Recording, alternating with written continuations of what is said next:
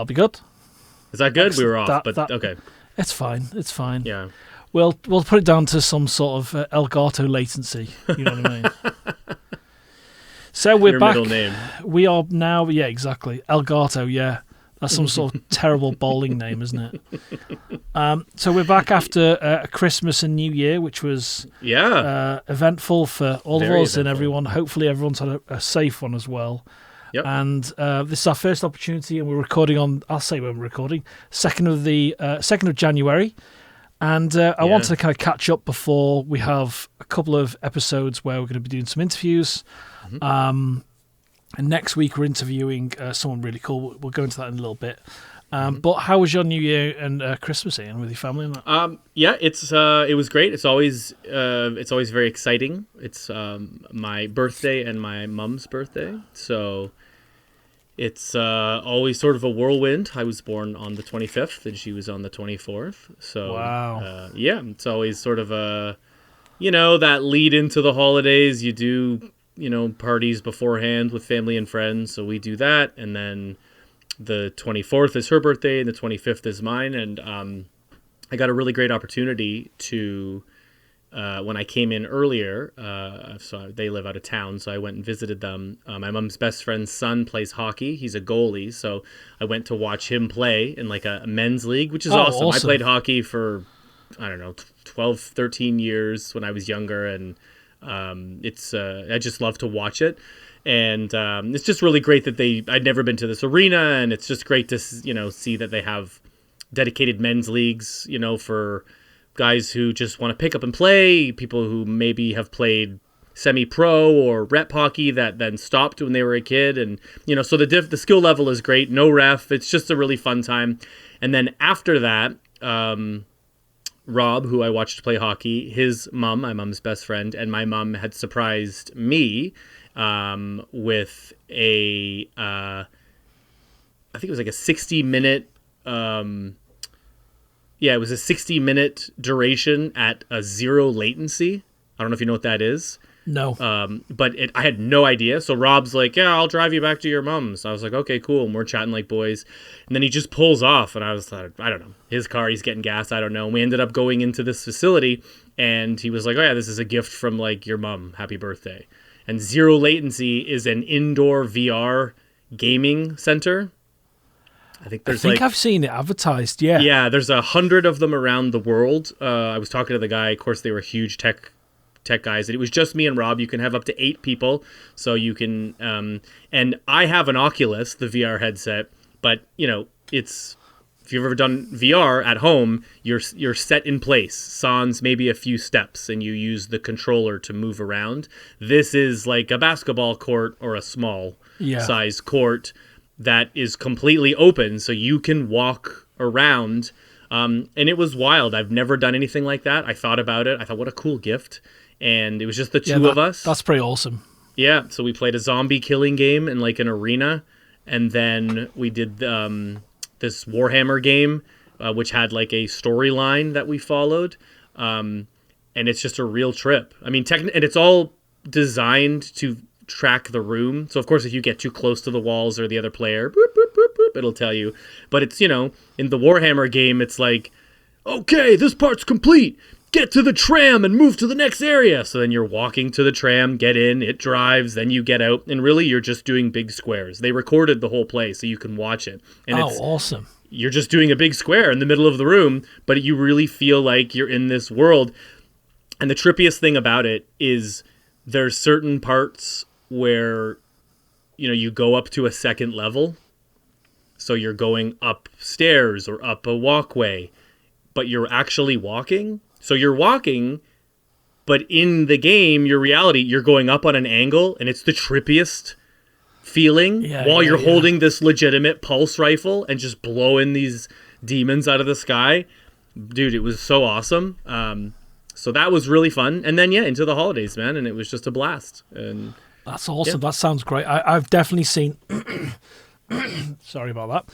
Oh, that's all right. Get it out, baby. Get it right out. I've definitely seen that advertised, and it looks pretty unreal. And I guess it's even if you like VR, go do it because it's so much fun. And if you're really competitive, get like 6 people, and you can do 3v3, Yeah. 4v4, or you could just play together. Me and my friend Rob, we played together, and it was awesome.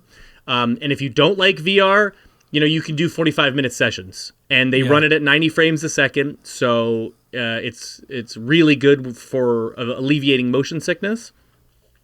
And it was just, all in all, blown away, and truthfully, it's like, I'm like, oh man, you want to do like 3 hours, but like 60 minutes, we played 2 games. I was like, I'm good. This is awesome. I was sweating. I had no idea with my boots, it was, but it was a lot of fun, and they're all over the place. This is not sponsored by them in any way, but it's just, I think about the gamer in me.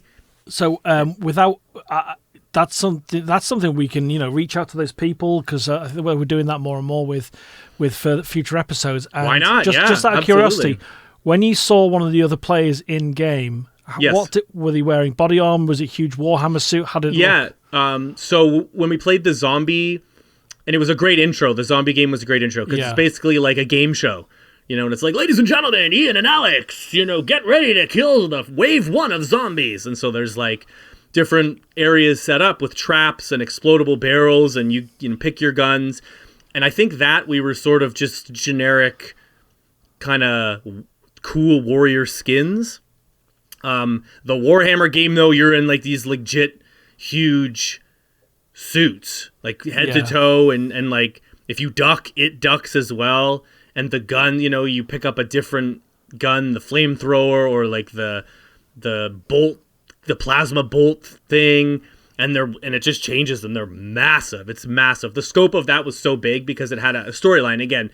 So you're going into this catacomb and on this tram through the world. So you're, it's so immersive. And I know a lot of people sort of poo-poo online that I've read about VR, and the quality issues, and it's not full 4K and blah, blah, blah. And, I was going to say earlier, the gamer in me, which I still console game, I'm so excited about that HDMI, the 4K Nintendo 64 system that's allegedly coming in 2025.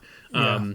I love console gaming, and the fact that now, as an adult, we have access either at home or to these facilities where you can go and play full virtual games, hands-free, cord-free, and you're moving yourself. It's so incredible. Like, if anyone's listening that's a gamer, they'll understand. So that's zero latency. Is that what it's called? Zero latency is what they're called, yeah. And then again, they GoPro it up and they record it and post it on their Twitch, so then you can go and watch. It's just a really good, if you're a content creator yourself, you have that. And you can download it and edit your own voiceover. They just don't have the in-game recording. I always loved that when I played my Oculus at home. You could cast to the TV or a computer, and then you could record that. Yeah. So then you could have the video of an in-person playing and then what they're seeing. But, now we're really getting into the specifics. But it was so much fun, and thank you, Mom, for that. Awesome. It was a great gift. That's very cool. So that was fun. It was a fun... and we didn't get a lot of snow here in Canada, but we got a little bit, so it was sort of a white Christmas, and I'm a little bit of a traditionalist, and it's nice to have that on Christmas and my birthday, so that was lovely. What about yourself? Yeah, it was good. It was good. There's peaks and troughs, and my wife will know what I'm talking about, but we had a great time. We watched a few things as we normally do. Drank too much, ate too much, far too much chocolate. And what kind of chocolate? Like baked it's always goods? Cadbury's. Oh no, Cadbury's. Oh, Cadbury's. Always Cadbury's, and obviously mince pies, and it was a really traditional kind of turkey dinner on Boxing Day, the day after Christmas here. So it was pretty special, and played a lot of board games, Monopoly especially. And Vicky's dad, did you finish the game? I always finish the game. So with an emphasis. Yeah, so no. There's a lot of people I play Monopoly with don't finish. No, if they don't finish, then they give up. That's they're just like, Alex is like obviously going to win. Let's just stop playing. And you're like, and we also played, I bought the official Scream board game. That was really good fun. because it has an app function which is part of the game. So kind of like Atmosphere, a board game with an interactive VHS you play. I know it. I have it. You get phone calls. That's definitely something we'll talk about in the future. Oh yeah. But you get phone calls from the original Ghostface voice. Ghostface. Roger Jackson. Tells you exactly. He tells you what you need to do and everything. Oh man, that's awesome. Yeah, and you've got to do tasks in certain areas where you're based, so it's good fun. Is it PG rated or PG, like 13 plus? There's like a plus? cardboard knife you got to hand around, so it's kind of a bit okay, but you know not what I mean? that Ghostface swears a lot because I guess it's the different people. I don't think he does swear, no. But it says victims instead of players on the box, which is fun. Oh, that's awesome. And, that's wicked. And it starts off slow. The games only last 20 minutes. When you start to understand how the game works, it's really, really quick. And so you can play a couple. Yeah, it gets way more than that. It gets to a point where you're not shouting at each other, which I don't do. But it's like, it's not competitive because you're all working together. That's the big thing. And obviously Monopoly's the opposite. But yeah, that was really good fun. But everything's a little bit clouded because this is not a review. Ian and I are going to talk about this on a review episode of the show.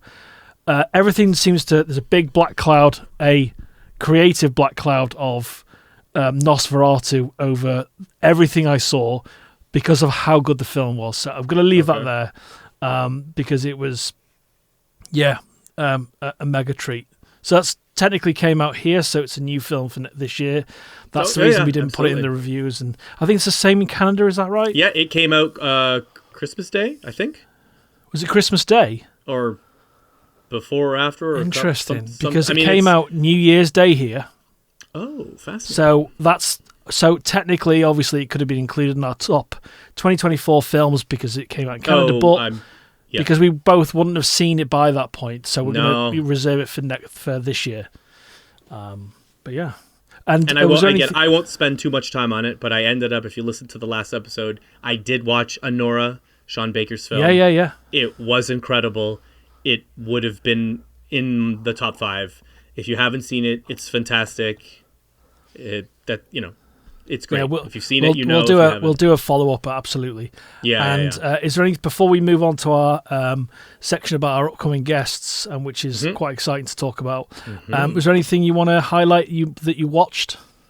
Yes, I have a little list here. It wasn't a ton. I don't have the tradition. I know a lot of people have a tradition of going to the movies, around Christmas or on... Yeah. Although I am a complete hypocrite because I went to the movies on Boxing Day. But that was as a gift to my nephews, 8 and 6. But some people, it's like Christmas Eve, they'll go to a movie, they're not religious, they don't do Christmas Mass, so they'll do a movie. And I know quite a lot of people who do that regularly. I would love to do that. It's just, again, my mom's birthday, my birthday. Yeah. There's just a lot going on. Yeah, so absolutely. Growing up, our traditions were always sort of family and friends, and then just everyone always asks, oh man, you're born on Christmas, that must suck, or do you get shafted on presents? Classic comment. Yeah, always, to this, every year, every Christmas that comes up, somebody, what are you doing? Oh, it's my birthday. When's your birthday? Oh, at the end of the month. Oh, wow, near Christmas? Oh, well, on Christmas Day. What's that like? Does that suck? Yeah. Do you get shot? No, it doesn't. I mean, yes, having a summer birthday would be awesome, but I don't know any different. But you're an adult, so it's different now. I mean, I know a lot of people who have, summer birthdays, and they are really fun. But, I had, my dad has passed, unfortunately, but I have 2 great parents at the time who did a fantastic job always of making sure, my mom grew up being born right near Christmas, so she knew what that was like. And then when I was accidentally created and born, she was like, well, I'm not gonna allow that to happen to him. So we didn't have a ton of money growing up, but I was never shut out in that way. I always had like the cool grade school birthday at the beginning of December, where we would like get cream soda and root beer and watch Predator and eat pizza, and that's awesome. One of the kids' parents would like call my mom and be like, "What movie did you watch?" Love that. It's Predator. It's awesome. So I did watch some movies, and I have my list here. I won't spend a ton of time on it, but I will go through. You go through them, man, yeah. So a classic. It's not new. I haven't seen the second one yet, but earlier, I think on the 23rd end of the night, I watched. We watched Gladiator, the 2000. Cool. I don't really know why. I think my mom had seen it, and I was like, "Oh, the second one's out," and I remember it, but there's a lot of nuances in, truthfully, I'd forgotten a lot of the cool fight scenes and gore that Ridley Scott puts in, and sort of the performance of Russell Crowe, and even just the effects. I mean, with the tigers and, a lot of the CG fighting still holds up quite well, and did get me excited for when I do see the second one. I have no real context of it yet. I didn't really look too much into it. It sort of came out and I was busy, so I am excited to see that. That's cool. But I liked it. Then I watched on Netflix on Christmas Eve. We watched Carry On. It is a Netflix thriller with Taron Egerton. Yeah, and yeah. We watched Jason that Bateman. as well. It was fun. I mean, look, it's so difficult to make movies. So. I've got to say, no, I agree. And we always asterisk, like, I always give every film in my book gets 1 star. You can't get 0 because it got made. No, not at all. But there's so much marketing, I want to be as polite as possible, around that film as much. Yeah. And the director trying to say it's a Christmas film where there's 0 themes apart from a few lights here and there. It's set at Christmas. And it's set in an airport at Christmas, yes. If the director wants to chat about the film, great, because it's a well-produced movie, 2 great leads, but it's not a Christmas film. But that's the thing, right? And then you put in, would you argue that Die Hard 2 is not a Christmas film? It feels like a natural... It feels like a Christmas movie. Because I think there is, outside of the fact that this is LAX and California doesn't get snowy Christmases. I don't even remember where the airport in Die Hard 2 was. Sorry, internet. I don't know. But they did. A lot of snow in Die Hard 2. They had the Christmas music. They had the decor. But it is a. Well, look at like obviously we don't want to go down a rabbit hole because no. There's big things as we to talk get going. About. But there's there's a riff in the music in Die Hard and Die Hard 2, obviously themes that carry over. Mm-hmm. There is jingle, but there is Christmas bells. And it's like it's so intelligent, the score. There's also that thing where I'm so used to watching Die Hard at Christmas time now, the first one, that it for me and for a lot of people it's just become this sort of ubiquitous Christmas movie. While I think the second best Die Hard is Die Hard with a Vengeance, of course. Die Hard 2, there is sort of this lighter nostalgia of another John McClane movie at Christmas. Obviously, Die Hard with a Vengeance does not take place. It's summer in New York. It's a very good summer movie, Die Hard with a Vengeance. Oh, it's just... again, we could go in it, but yes, it is just, streaked in summer grime and heat. And, again, I think the Die Hard movies, at least the first 3 anyways, do villains very well. Even in the second one, he's great, and there's some fireworks for us there on our screen. I don't think anyone will be able to see it. No, nobody sees it. just for a bit of context, anyone listening and watching, we use Facebook for the sync recording, and then we record separately on our own cameras. Separately. So we see fireworks and thumbs up and balloons and stuff sometimes. Physicality just threw up, getting 2 thumbs up. So that's interesting, and so that one was okay. We definitely need to cover that in more detail. There's things I didn't like and liked about it, but there's a lot of plot holes. And truthfully, it's I don't know if it would become a go-to for me. But I recently watched... I probably won't watch it again. Yeah, I recently watched the Kingsman movies, and I just missed them. For some reason, I just didn't watch them when they came out, and I really enjoyed them a lot. Interesting. And, okay. And I liked the Elton John biop. I thought that Taron Egerton did a good job. So I thought, this Christmas movie, it's a thriller. Have you seen Blackbird on Apple? I have seen Blackbird, yes. I think that's the best thing he's done. I think he's... Oh, you don't think the Tetris movie? I'm not watching that. It's not bad. Sorry to anyone working on it. Great movie, I think, possibly. But Blackbird's more my cup of tea. Yeah, no, it's very well done. Very well done. So have you got any more that you watched over Christmas? And then on Boxing Day, and then, of course, a four-way... it's funny, my phone autocorrected to 4A, Ken Forey.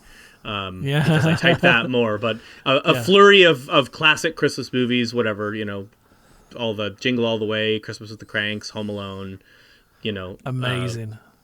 Of course, White Christmas, all the classics, whatever. I think that Home Alone, the house just went up for sale for $4.5 million. Crazy. Because the layout of the house, and it's kind of a well-known thing now that all the sets were built in a Chicago school basketball arena, I think it was. Yeah. But it's the house inside the actual real house that used for exteriors looks pretty close to the set. So they've modelled the set on the actual house, which is very cool. Oh, that's cool. Yeah, that's very cool. So if you're buying the McAllister house from the movie, it's very similar to what you actually saw, but it's not the same thing. That's so funny.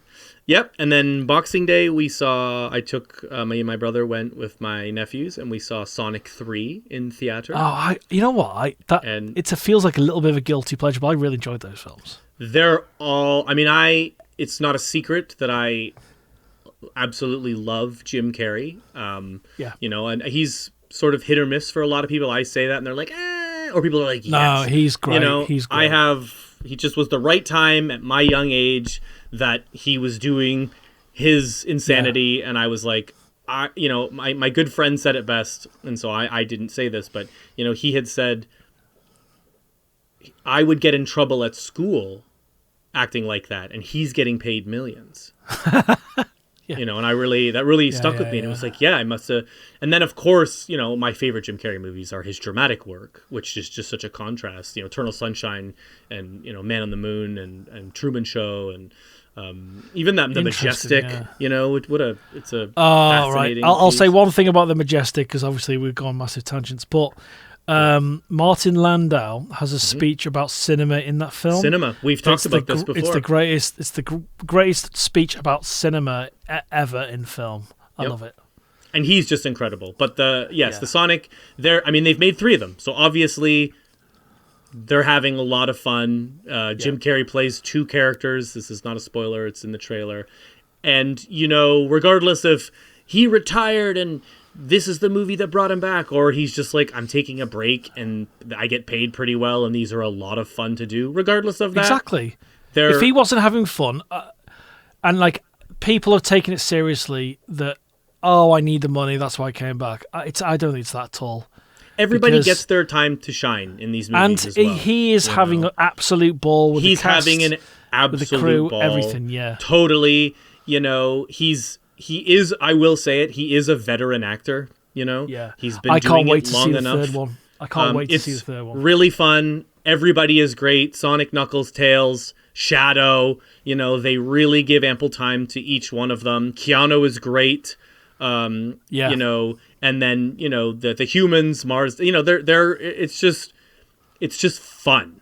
And, there is something about seeing movies with children, specifically younger children. They'll let you know immediately when they check out because they just don't know otherwise. They're such a great audience and a great feedback tool because, there's no polite being nice and being polite. They'll just check right out. And I kept sort of looking over at my nephews and they were just engaged the whole time. And they would whisper stuff to me. Did you see that, Ian? Did you see that? And they're laughing. And then I'm laughing at some of the jokes for adults. So then they laugh. It was just a lot of fun. That's awesome. So I recommend it. They're, it's a guilty pleasure movie. They're a lot of fun. I hope they keep making them. And Sega, I was a Nintendo guy. So it's just cool. The Easter eggs they put in as well. And then just recently I watched Challengers. With Zendaya. Zendaya. Yeah, I was and Josh O'Connor. Zoe Saldana then. No, Zendaya. The Luca... Got it. I'll dub it over. I'll dub it over. Yeah, you just with your voice, you're doing my best. Yeah, Ian impression. Yeah. And I don't know if you've seen it. It's I really enjoyed it, but it's fascinatingly polarizing online. Not that reviews or whatever, but it's best picture, best actor. No way, it was terrible. This, that, and the other. I will say, I don't know anything about tennis. And this movie is very about tennis, but also a great character study on, these three different characters. And he really, I loved his Suspiria remake. I'm a big Argento fan, so is he. I like his movies. He is a stylized filmmaker, and Trent Reznor's score is wild in this movie.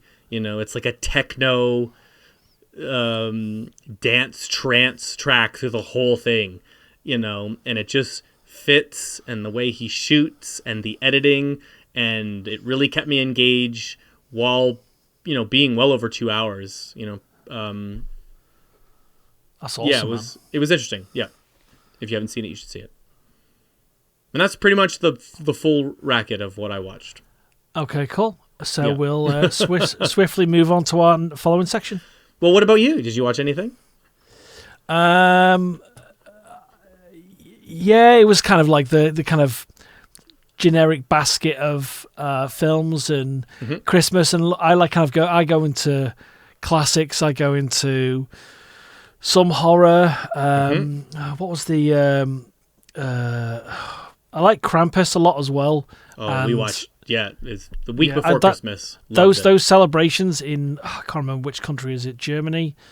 Might have gotten that wrong. I'd love to go there to experience those evil Krampus holidays. But it's the first year I didn't watch Home Alone. I just thought I'd leave that alone for this year. It's so like tempting every day to kind of stick it on. But now we went for some older classics and unknown stuff that weren't Christmas, and watched some new Netflix shows. One with Ted Danson, I can't remember the name of, where he's a spy in an old people's home. It like the cover is Yeah.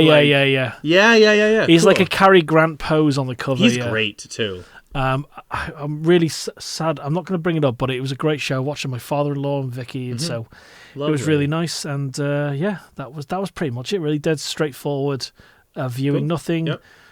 Nothing. We didn't go to see much at Christmas, but it was everything's dwarfed by Nosferatu. So you did see Nosferatu, which I did not see yet. Yeah, and I watched it in the Everyman Cinema. Shout out to Everyman. I'll plug them. They're amazing. Great. So that video you made was incredible as well. What did you shoot that on? If you don't mind? Just an iPhone and cinematic mode. Really? And, it was great, man. Yeah.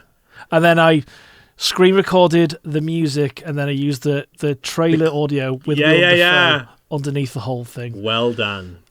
So I did all that whilst I was half cut, rather pissed. So. But yeah, so we'll move swiftly on. Welcome back, everyone. We just had our little pee breaks, and we visited the loo, if you will. Yeah, we went to the loo. Yeah, we actually went for a proper loo break then, not like last time. We did, yeah. So that's just a callback to the last episode. Thank you. But we're going to talk about our upcoming guests. We've got Dan Pinchbeck, a Pinchbeck from the Chinese Room. I think he's left the company now, but he helped found the Chinese Room, which is a games development company in the UK. And he's the director and writer of Still Wakes the Deep, a massively immersive game that's won loads of awards. Ian and I played it. I'll put a link in the top of the YouTube video. And please check out the YouTube channel this video sits on for the live playthrough that Ian and I do. There's no commentary or anything. I just want to be as immersive as possible. Yes. But it's a terrific game. I think Dan's work's exceptional. There's a very interesting thing about the end of the game we're going to talk to Dan about, if we can. And then that's our next guest. So we're recording that next week, but I'm not sure scheduling-wise where it's going to come out. But then... Speaking, I'm rushing through because there's a very exciting. Dan's a fantastic guest. He will be a fantastic guest. He sent me a picture over so we can do the art. But I'm extremely excited because of the last. I'm trying to get my words out. Because of the last couple of episodes. I love how excited you are. With Pierre Olivier-Persin, who's going to be Oscar nominated for The Substance, and he better be. Oh yes, and he will. He's gonna have stiff competition with Nosferatu, but The Substance still, for me, in terms of the scale of the work, the attention to detail, The Substance should win Best Oscar for makeup. That's what I think. Anyway, but we talked to Olivia about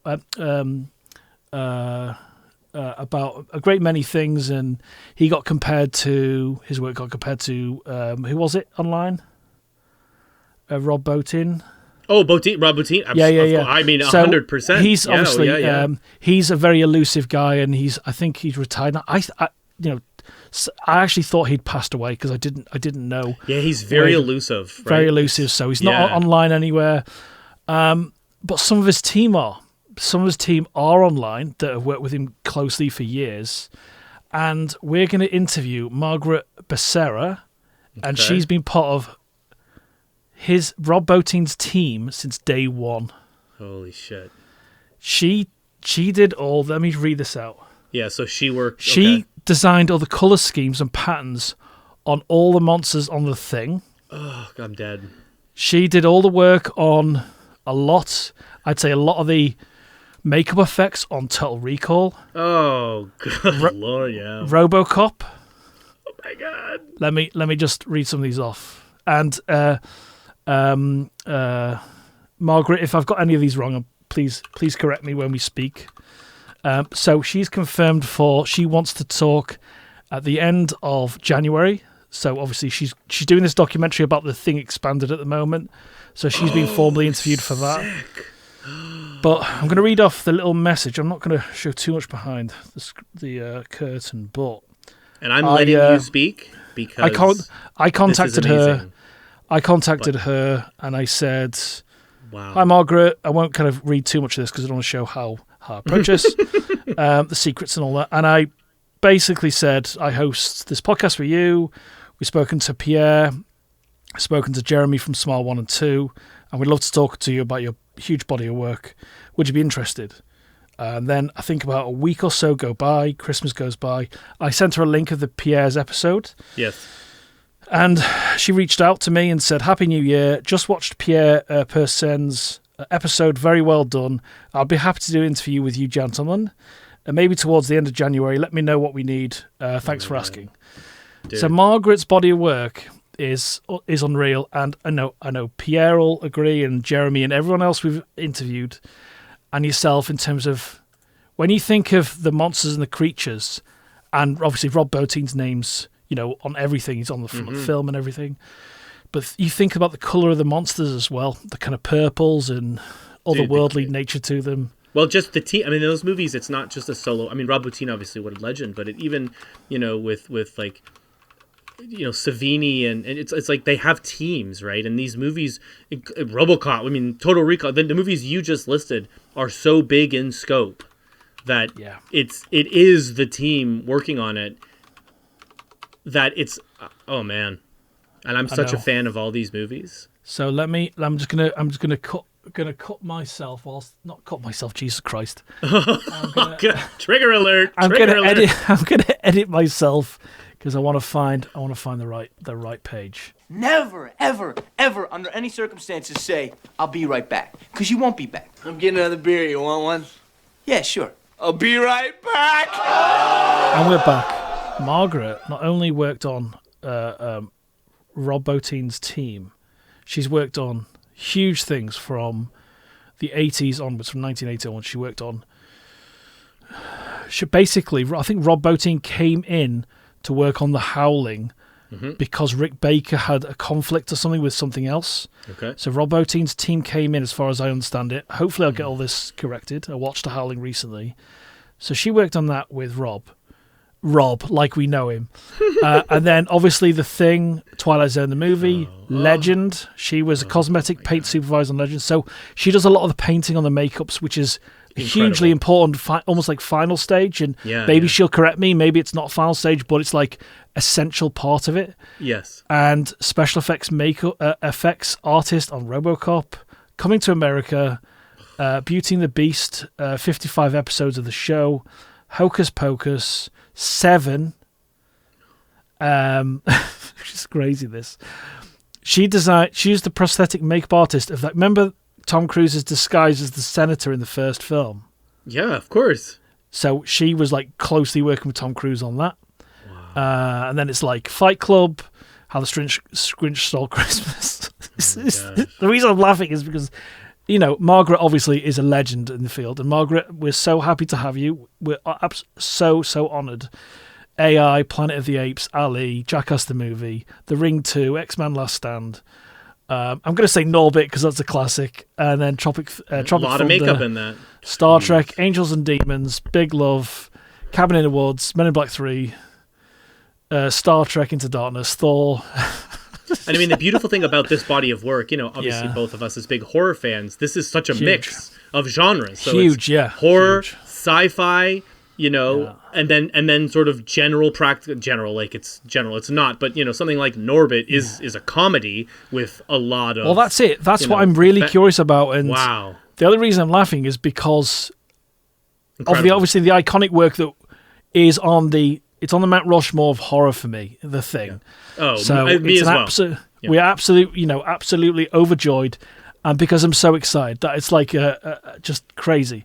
Wow. Like one of the last few things she worked on was the additional makeup artist. And obviously, like Jeremy said when he worked on what was that film?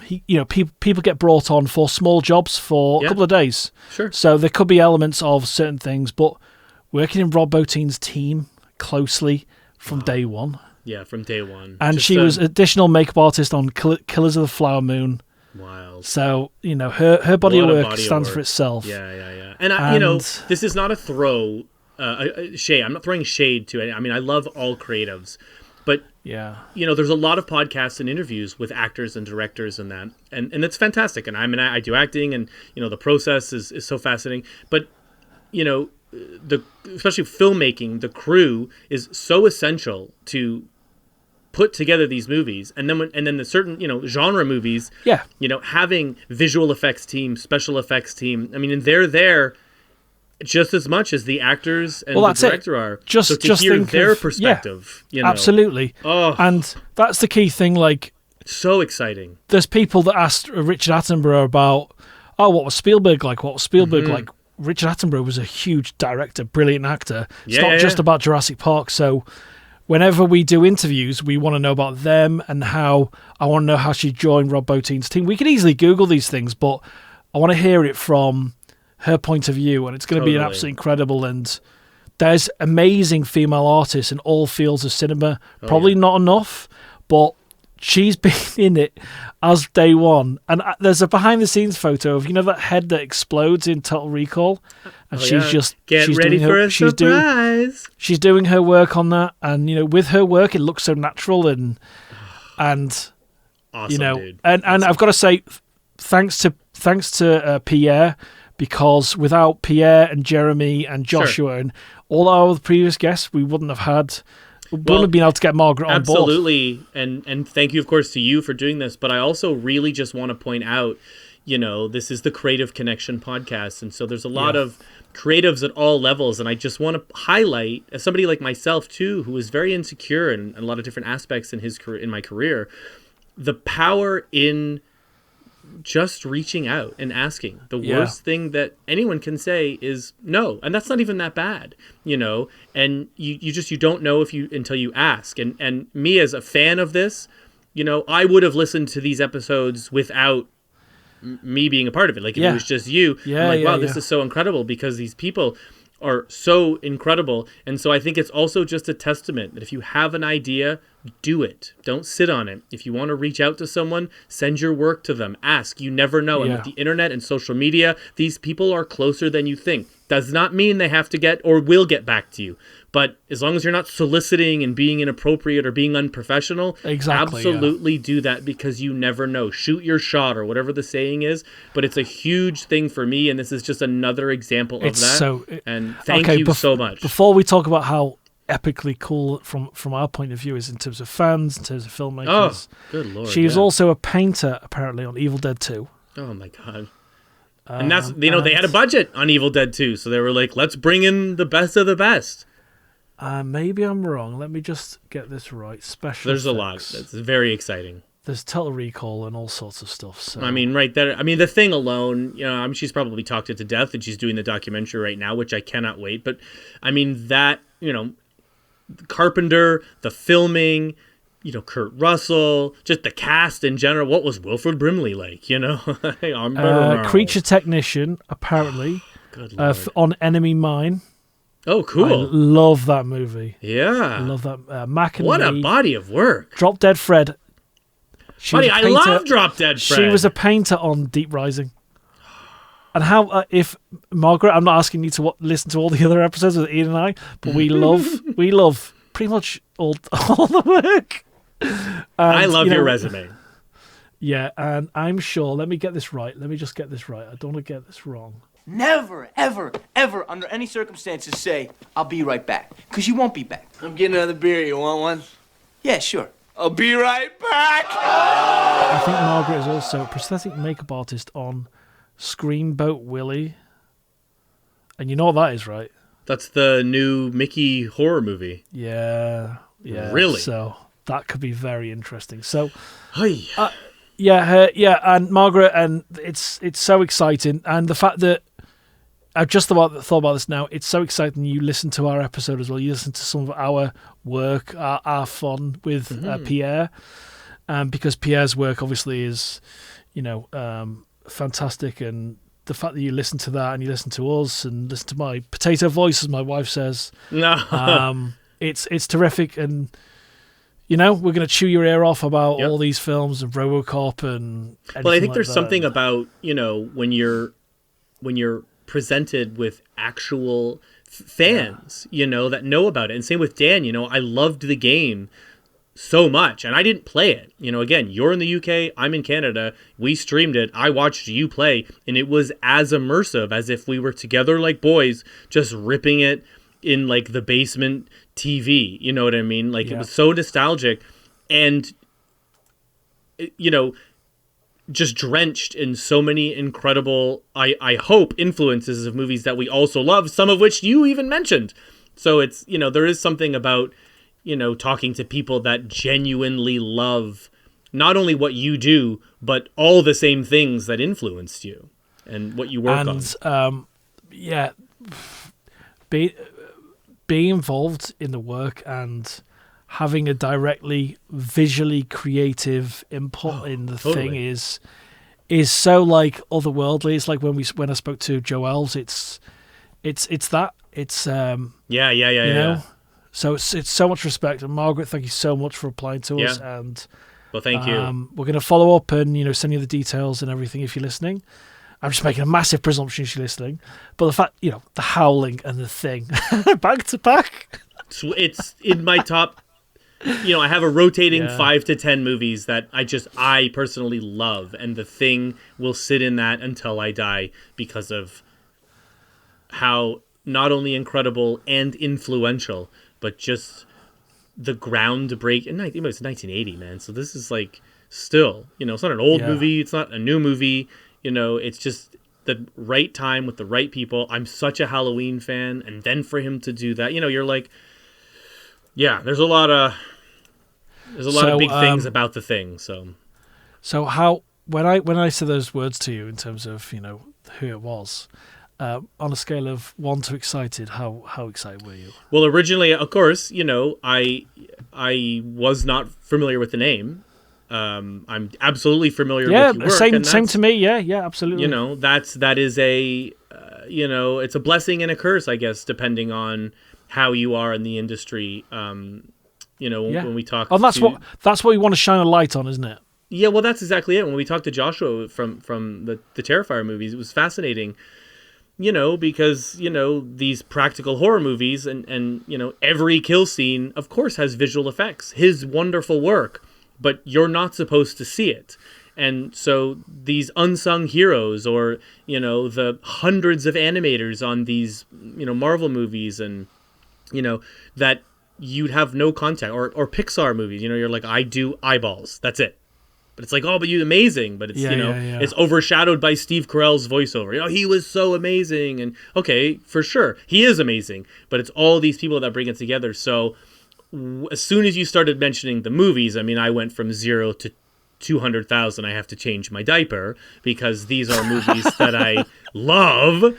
And then there's something about, it would be cool if you were like, we're talking to Kurt Russell about The Thing. I'd be like, holy shit, that's incredible. And I talked to him about a lot of other things. But this is, there are questions that I have and that I will fanboy and just listen about. I love filmmaking so much, especially genre films. It's not talking head dramas. There's nothing wrong with that. And there's a lot of work that goes into them. But, what paint did you use? What was that like back in the late 70s when you were filming it?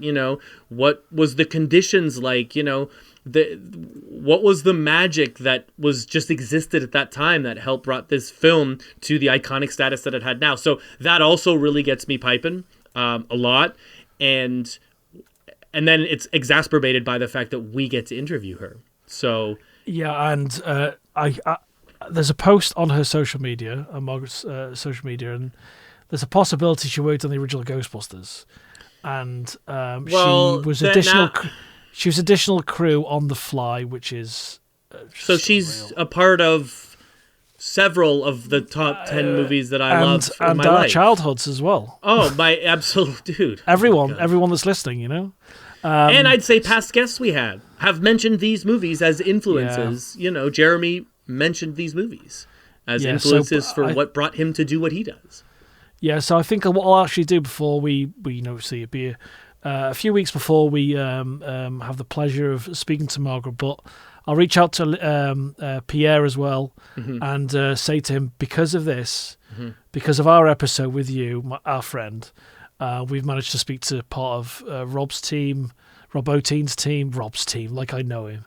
Rob O'Teen's team, and and forever grateful. And this is it. This is what we talked about: the snowball effect, the positivity, coming from a genuine place. And it'll be really interesting to see what she thought of the episode and everything, and her point of view. And she, the fact that for Pierre's point of view, if she's seen the substance and what she thinks and all of that, so there's that kind of inception to it, and which is really wonderful. And I'm so stoked. And this is the first time I've told Ian, and obviously I just couldn't get my words out because I'm so excited. Because the thing is, it's in my top 3 of films. It's on our Mount Rushmore. It really is. Yeah, of course. And that's above. It's above Nosferatu. Don't worry, everyone. It's above Nosferatu. So it's pretty wonderful news, and I think I need to have a breath of fresh air now.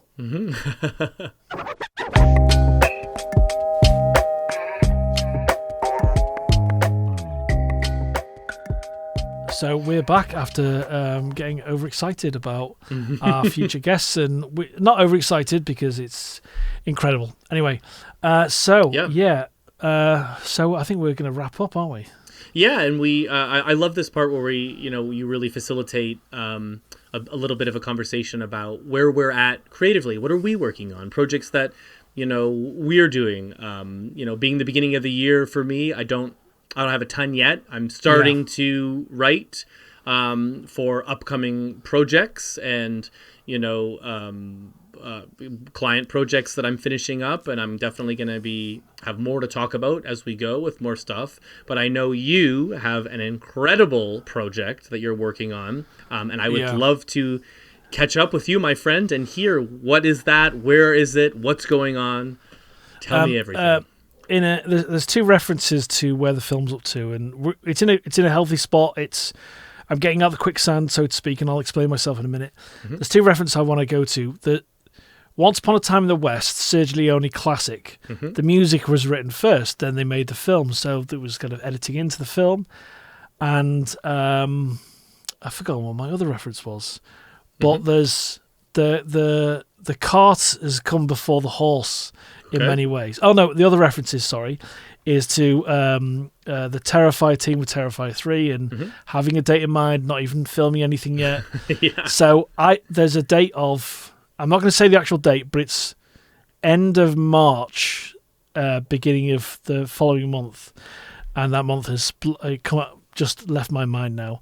So the end of March is roughly when it's going to be shown in a cinema. Oh, so this is when you need it finished. So I need to finish it ideally by the end of February. Wow. And I've got so much to do. I've not got my archive footage yet, but there's a slight delay on that, and I'll explain that kind of off camera because it's a family related thing, Right, not my family, but the archive people. Yep. So yeah, it's in a really good place. Everything's being cut up now in terms of the planning. I use this app called Miro.com, Miro.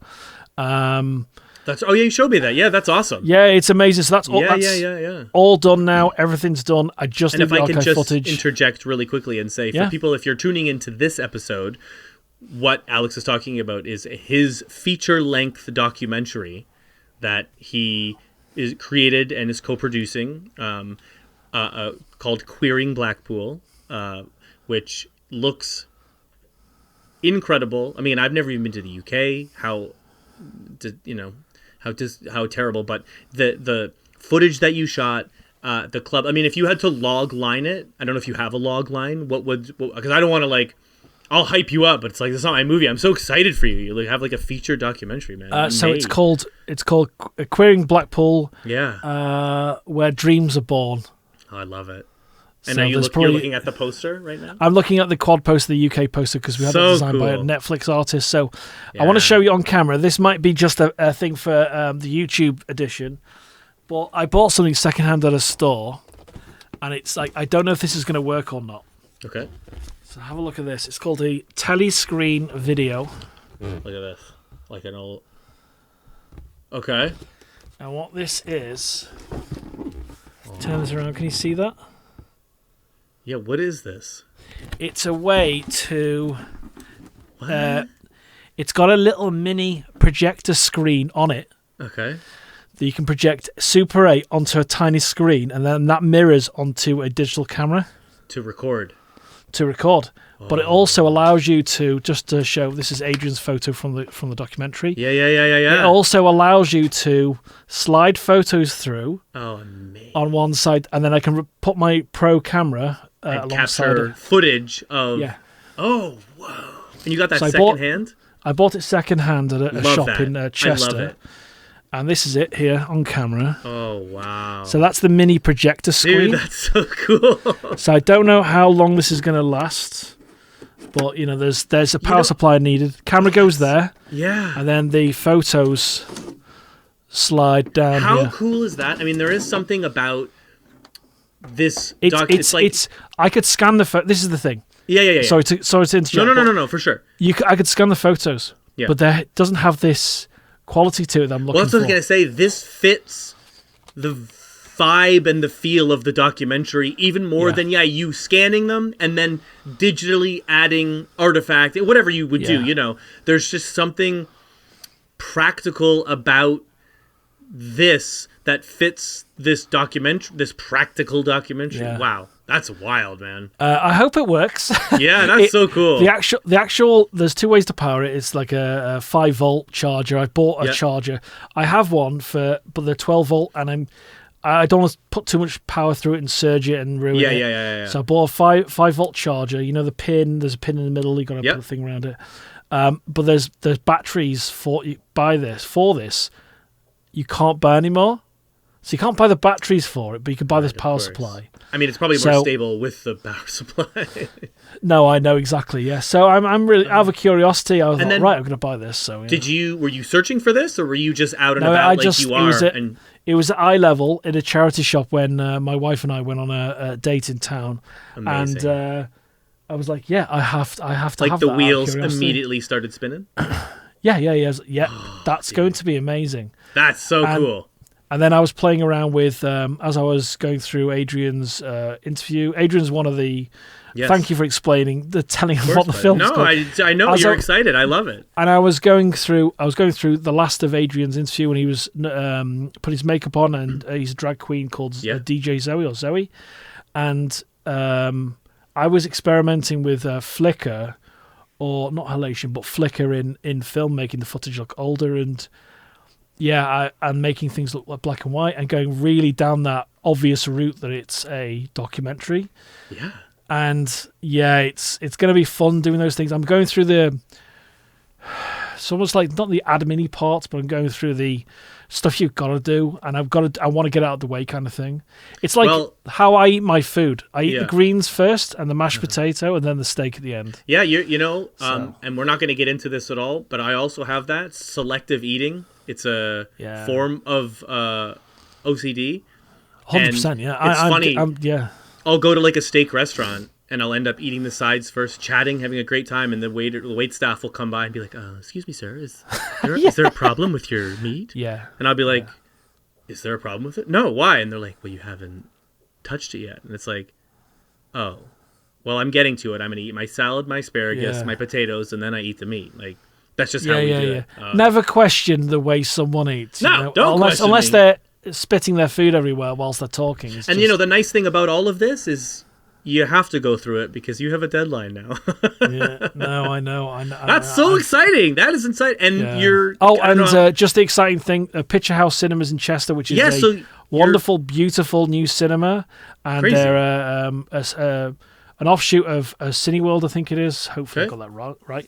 And we're going to show it in a 230-seat cinema.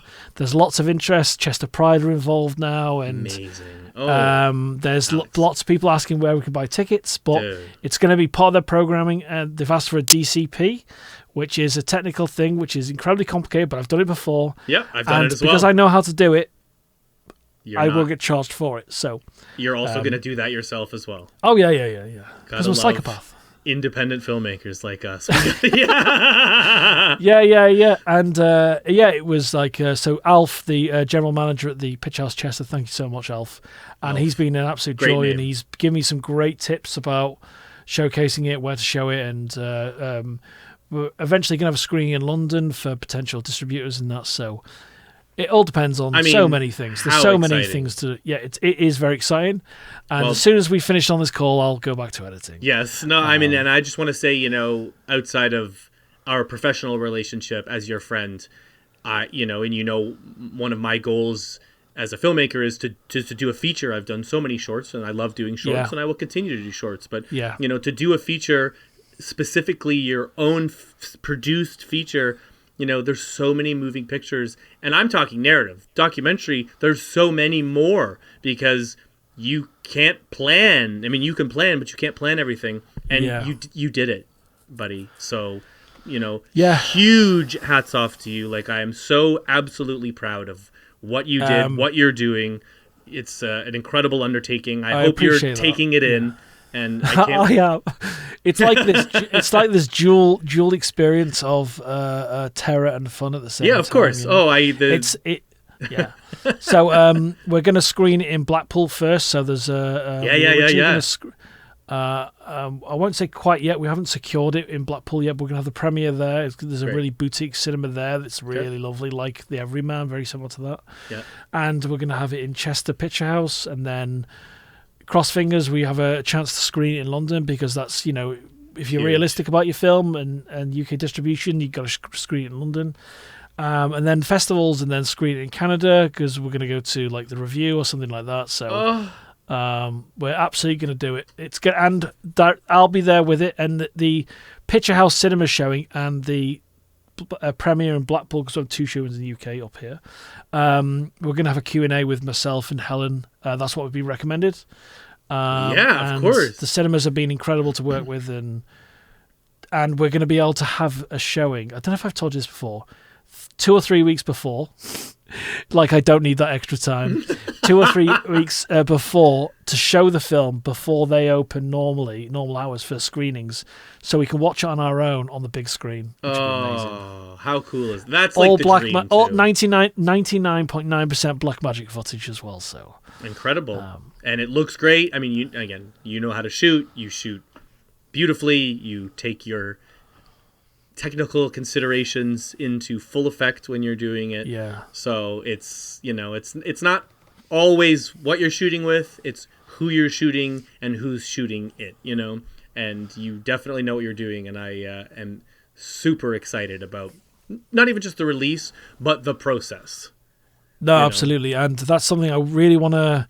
I really wish I had you here in many ways, and but like I want the behind the scenes. I know the value of you talking can just about clone it. yourself and have that clone make my god, just do the making BTS stuff, of you making the movie while you're doing everything else. Yeah, but that's my ADHD talking. That's an offshoot of the ADHD. So. Of course. Well, people love that stuff. I mean, but it's also it's kind of like you have to get it's like if they didn't film behind the scenes on Terrifiers or on The Substance. Yeah. It's like you're missing a whole nother feature or mini feature in itself of how they made these incredible. I mean, so I won't go into it too much, and I totally agree with what you're saying. And based on that, I would say if I had budget, because there's no budget as myself and one of the producers, I produced it, editing it, shot it, and co-directed. I would hire someone just to film the BTS. Super important. End of story. So, so I think we'll wrap it up there, and we'll see you all soon. And thanks again for joining us on this rocky ride as I look at my notes and try and be cohesive at the same time. We'll see you all soon. Bye-bye. Sounds great. Bye, everybody.